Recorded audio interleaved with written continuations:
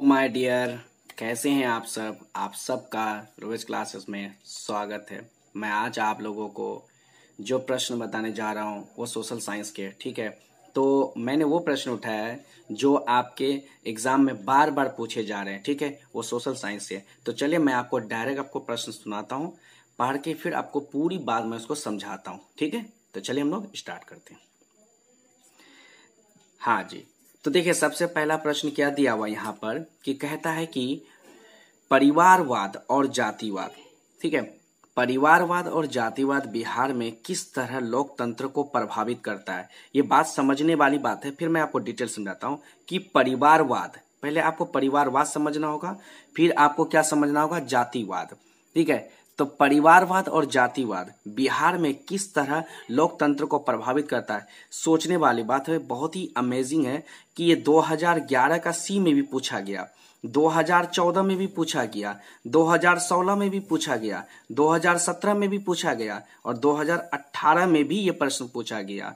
तो इस प्रश्न में वो जान है और ये 5 मार्क्स के लिए पूछे जाते हैं, ये 5 मार्क्स के लिए पूछते हैं और इस प्रश्न में दम है। तो आप देखिए प्रश्न यहाँ समझने वाली बात है कि कहता है कि परिवारवाद और जातिवाद। तो चलिए हम इसके बारे में आपको समझाते हैं कि बिहार की राजनीतिक में सन 1980 के ईस्वी के पहले परिवारवाद की कोई समस्या नहीं थी। यानी सीधी लफ्ज में कहा जाए तो कहता है कि जो इससे पहले जो मतलब यहाँ पर जो बिहार की राजनीतिक सियासत में पहले ऐसा कुछ भी नहीं था। भारत यानी कि बिहार के राजनीतिक सियासत में ऐसा कोई भी बात नहीं था। सन 1980 के पहले, यानी सन 1980 के पहले जो क्या था कि भारत में यानी कि बिहार में ऐसा कोई भी राजनीतिक सिस्टम नहीं था। लेकिन जैसे ही 1980 के बाद की दशक की बात जब बात किया जा रहा है तो वहां क्या हुआ, राजनीतिक में एक बहुत बड़ा यानी कि उलटफेर हो गया, यानी बहुत बड़ी बदलाव आ गई। और वो क्या बदलाव था, और ये प्रश्न सिविक्स का है, याद रखिएगा ये प्रश्न सिविक्स का है जिसको हम लोग राजनीतिक बोलते हैं, ठीक है। तो ये पॉलिटिकल साइंस पेपर का है। तो समझने वाली बात है कि क्या बदलाव हुआ था। तो 1980 में बदलाव क्या बदलाव किया कि अगर कोई व्यक्ति उस पद में है, फॉर एग्जाम्पल अगर कोई राजनीतिक में अगर कोई व्यक्ति है, कोई राजनेता राज्य में अगर राज्य सरकार बनकर के है और वो उस राज्य का जो है गठन कर रहा था और वो ही चला रहा था पूरे राज्य को, जब वो अपनी पद से अगर वो जाकर के अगर संन्यास ले ले या वो अपने पद को छोड़ दे और वो कहे कि अब मुझे जो है चुनाव में नहीं लड़ रहा है, अब मुझे चुनाव किसी कोई और मेरे जगह पे आ सकता है, तो वो क्या बदलाव हुआ, तो वो बदलाव हुआ कि उस परिवार के कोई एक सदस्य होना चाहिए, चाहे वो पुरुष में हो या स्त्री में हो या सगा संबंधी में हो या रिश्तेदार में हो, कोई ना कोई उसमें होना चाहिए। यही है परिवारवाद। और परिवारवाद में इसी तरह के प्रश्न को पूछ रहा है जो कि बार बार पूछ रहा है। और बिहार के सियासती में और अभी जो चुनाव का जो ये जो चल रहा है, ये हालात और मंजर ये है कि यहाँ पर बिहार में सन 1980 के बाद के दशक में जो इतनी बड़ी बदलाव हुई, जिसका धमाका आज भी आपको दिखाई दे रहा है, जो हर परिवार में अब तो ये थे परिवारवाद, यानी परिवार के लोग ही परिवार में चुनाव कर सीट पे, यानी वो खाली वाली सीट पे परिवार के कोई व्यक्ति, चाहे वो कोई परिजन बैठेंगे, अब उस परिजन में चाहे वो पुरुष हो महिला हो, वो आके उस पे बैठेंगे। अब सवाल उठता है तो ये है आपका कौन चीज, परिवारवाद, यानी कौन चीज है, परिवारवाद है। और जातिवाद क्या है, आज के डेट में जाति के नाम पे देखो, जैसे ही जातिवाद के कानून को पारित किया, ऐसा लग रहा है कि कोई लंगर की जो है मतलब कि गाड़ी रुकी हो और सब अपने प्लेट लेके दौड़ना शुरू कर दिया। इस तरह की हालात हो गई बिहार में। और इसकी इतनी बड़ी जातिवादी में, और सोचने वाली बात, ये जातिवाद जब चुनाव शुरू भी हुआ तो इसमें समझने वाली बात क्या है कि जाति के नाम पे वोट मांगना शुरू कर दिया, जाति के नाम पे वोट मांगना शुरू किया। और लोगों को ये बात मालूम था कौन राज्य से यानी कौन से जिला से कहां पर कौन सी जाति के लोग ज्यादा हैं, वहीं पर उसी को चुनाव चिन्ह में यानी निर्वाचित कर देते थे, उनको वहां से खड़े करके कैंडिडेट बना करके उनको वहां चुनाव लड़ने के लिए तैयार कर देते थे। लेकिन जातिवाद में भी एक बदलाव था। वो क्या था? अगर जातिवाद में जाति के नाम पर अगर उस जिला में जाकर के अगर वो ये जो चुनाव के लिए जो प्रचार प्रसार होता था, उस जगह में भी जाकर के वहां पर भी जाति के ही नाम पे कोई और कैंडिडेट भी खड़े हो जाते थे। मान लो कोई पहला कैंडिडेट अगर जीत भी जाता है, पहली कैंडिडेट अगर जीत भी जाता है, तो दूसरे कैंडिडेट को काफी वोटों का मतलब जो कमी होने लगता है, और उसका वोट कटता कौन है? यानी जो कैंडिडेट जाति के नाम पे उठे थे, एक और कैंडिडेट जाति के नाम पे उठे। तो अब यहां पर बिहार में, अब बिहार क्या, अब तो भारत के हर राज्य में अब जाति के नाम पे भी चुनाव लड़ा जा रहा है। ठीक है, और ये बिहार है। और यही जो है परिवारवाद का जो चुनाव जो है, ये सिर्फ अब बिहार नहीं, अब बिहार से निकल के अछूत बन करके, अब कोई राज्य इसके अछूत नहीं है, अब लगे हाथ इनके दूसरे जो राज्य हैं वो भी इसी नक्शे कदम पे चलना शुरू कर दिया है।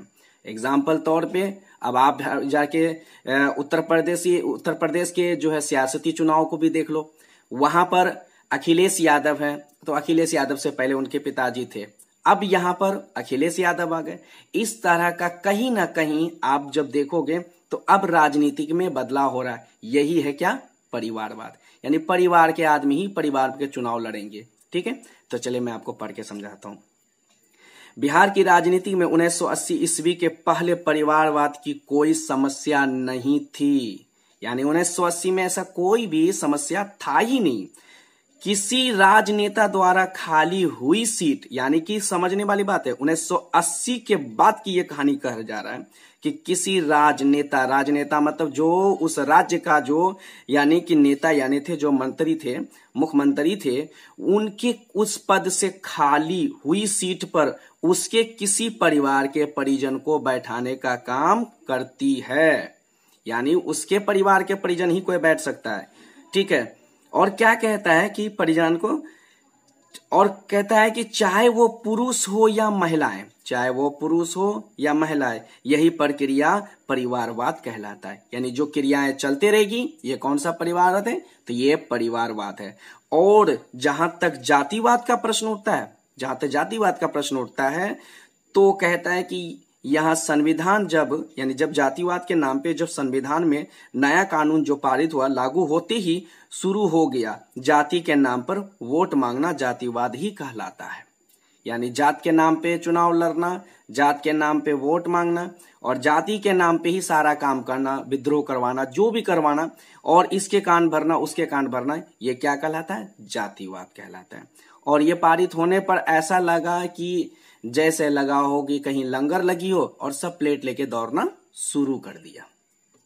ठीक है, तो ये प्रश्न लगातार इतनी बार पूछा है, मुझे नहीं लगता है कि आपको ऐसे प्रश्न को इग्नोर करना चाहिए। आप ऐसे प्रश्न को सबसे ज्यादा हैंड में रखो और इस पे ज्यादा फोकस करो। ठीक है, चलिए अब नेक्स्ट प्रश्न की ओर चलते हैं हम लोग।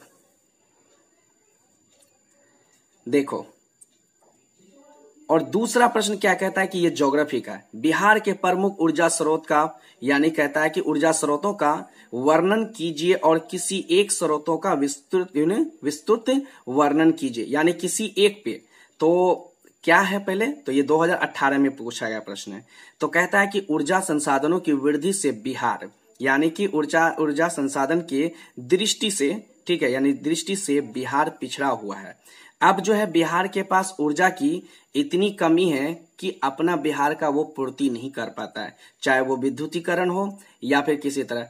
तो इस तरह की ऊर्जा की कमी रहने की वजह से हमारा बिहार जो है क्या वो है, पीछे होता चला जा रहा है। ठीक है, कहता है अतः ऊर्जा के क्षेत्र में इसे दूसरे राज्यों से सहयोग लेना पड़ता है, यानी सहयोग बोलो या मदद लेना पड़ता है। ऐसी हालात है हमारे बिहार के। फिर क्या कहता है कि गैर परंपरागत ऊर्जा स्रोत, यानी गैर परंपरागत ऊर्जा स्रोत क्या मतलब? जो आप अपने ही राज्य में नहीं पैदा कर सकते हो, उत्पन्न नहीं कर सकते हो, तो वो गैर है। गैर का मतलब ही होता है दूसरा, यानी गैर का मतलब अपना नहीं होता है। अगर अपना होता है तो गैर के आगे सिर्फ परंपरागत लगता है। परंपरागत मतलब जो आप खुद करते हो वो परंपरागत है, और जो दूसरी के सहारे से आप ले रहे हो वो गैर परंपरागत है।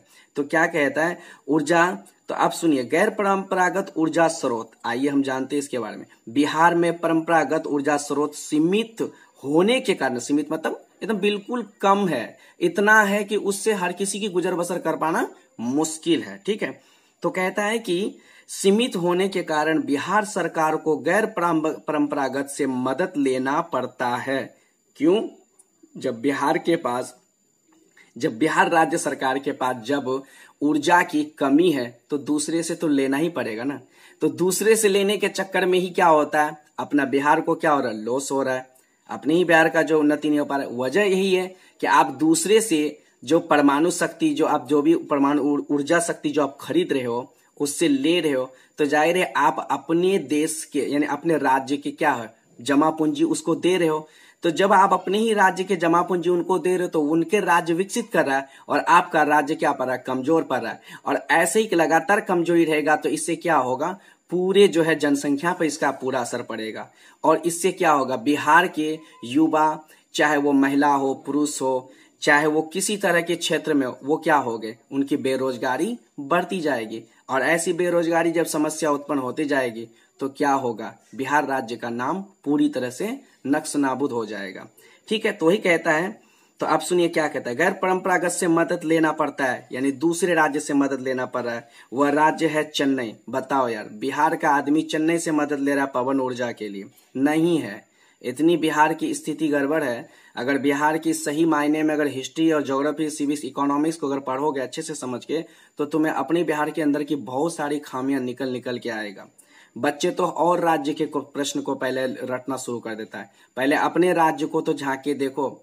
ये कहावत है ना, बोले अपने गिरिबान को झांक के देखो तब दूसरे का देखना। या तो खुद ही राज्य इतना डूबा हुआ है तो दूसरे का राज्य का कंपेयर क्यों कर रहे हो। ठीक है, वह राज्य है चेन्नई जो पवन ऊर्जा के लिए मदद दे रहा है। अब बताओ, पवन ऊर्जा चेन्नई मदद दे रहा है तो सोचो यार, चेन्नई डेवलप कर रहा है, चेन्नई फायदे में, चेन्नई आगे बढ़ रहा है। और आगे बढ़ने के कारण से ही ये क्या हो रहा है, नतीजा ऐसा हो रहा है। ठीक है, और आगे की बात सुनो, फिर क्या कहता है कि चेन्नई जो पवन ऊर्जा यानी के लिए मदद दे रहा है। अभी बिहार में, अब थोड़ा सा बिहार सरकार को लगा के थोड़ा जगना चाहिए।